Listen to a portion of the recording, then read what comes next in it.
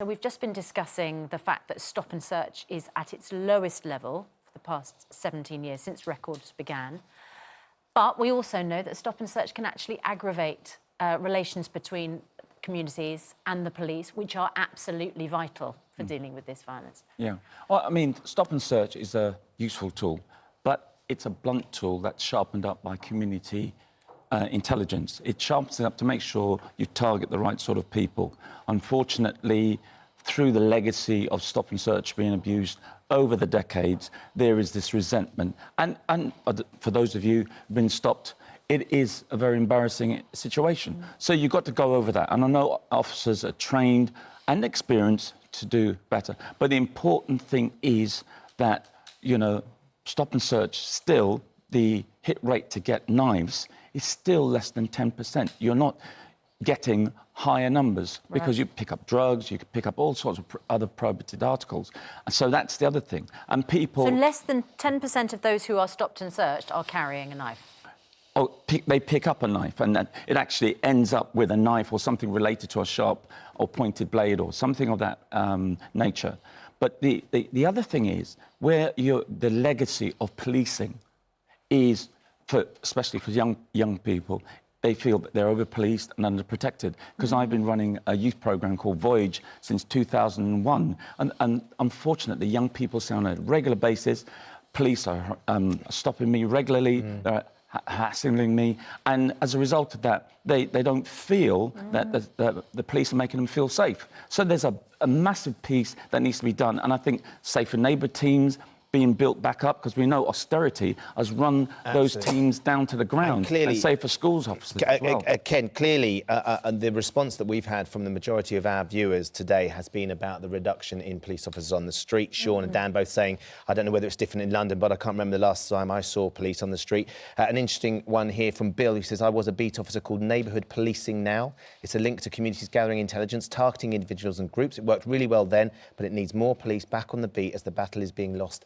with cuts. So Sajid Javid can come out and say to Cressida Dick, you've got to use all the tools that you have in the box, stop and search. But actually, how do they go about doing that in a targeted, specific way when there's 21,000 police officers being cut? So firstly, we are using stop and search, and it is our power. So it's not for Sajid Javid or anyone else outside of policing. It's for Cressida Dick and everyone below her to tell us how we should use it. That's the first thing, because it is being used, and as quite rightly is being said, it's at the lowest it's been for 17 years, though, since the records began. Absolutely, but you've got to understand that my colleagues have to justify everything they do.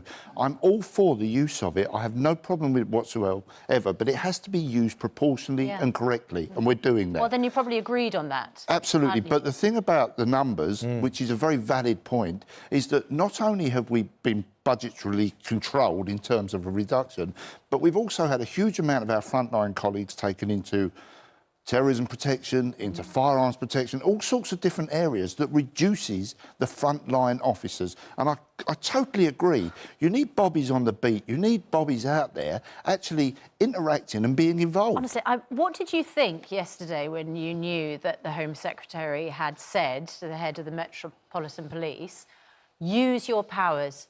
I mean, it's effectively saying, do your policing.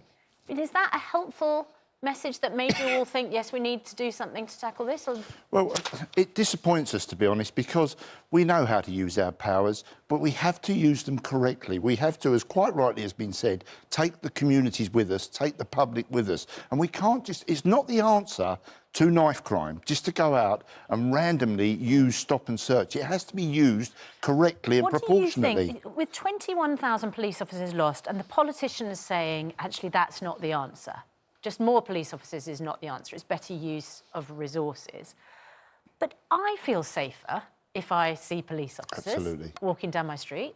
Children feel safer if they know that when they leave school, they're not being told you're most at risk of being stabbed when you leave school, so stagger the times that schools kick out. They're actually going to feel safer if they know when you leave school, there's going to be a police officer who'll just be in the area, making sure you can get home OK. I don't disagree with you at all, but we can only do what is with us. When you look at the Met, we've had £1 billion taken out of our budget in the last 5 years. The government can ramp this up and keep blaming the police for what's happening, but ultimately they have to fund it correctly and put bobbies on the beat. Leroy, do you? I mean, you can clearly, Ken doesn't see it's helpful that Sajid Javid suggests that they need to start using their powers. What's your reaction? Do you think the Home Secretary should be getting involved? To be honest, we've always had a problem where politicians get involved with operational matters. And I think that's something that we really need to recognise, that the Commissioner and her team should be saying, listen, I'll deal with the operational matters. We'll come to you where we need resources. But it's not just about numbers. It's around getting the right connection back into policing. Because at the moment, we've got nearly 120 homicide investigations going on. Some are juggling several investigations at the same time. We're 700 detectives down than we were a few years ago. So that puts pressure on just the investigations, much less getting the officers in place to reconnect with the community, especially young people who are suffering from adverse childhood experiences. One of the suggestions, as Susanna brought up, was staggered leaving at schools, but another one was a curfew. It's a shocking message. Honestly, yesterday when I heard that, you're basically telling children they are not safe when they leave school. But another one was a curfew for children of a certain age, and Linda said, why blame the police for knife crime, blame the parents, bring back curfews. If there was a curfew, would you agree that a curfew in some capacity may help? Or could be... To some people, it might be a reassurance, but to other people, it can be the worst nightmare, because especially if your day-to-day experience of policing is heavy-handed, you've seen it with other people, social media and everything, and then you've got this draconian-type policing. Remember, Section 60s has gone up 10 times. What Section 60? Section 60 is a roadblock where they fear crime might occur. Right. And now they're doing borough-wide Section 60s, which I think is over the top, totally. Section 60 is a senior officer, superintendent or above, who can authorise an area just to stop anyone you want and search them without the officer having to justify their action. Sort of That's the labelling somewhere a no-go area. Well, it's not labelling. What it's doing is using a demographic. So if there were a serious knife crime in that area, then they would come in and say, Section 60 in place, stop everyone. Yeah. But the optics shows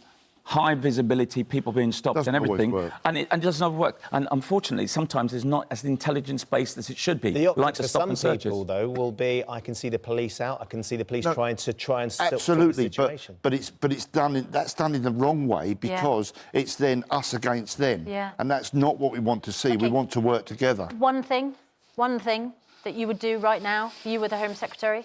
Give us more money and give us so we can have more cops on the streets. Leroy? I would stop exclusions, because there's a direct correlation between exclusions and education exclusion, including colleges.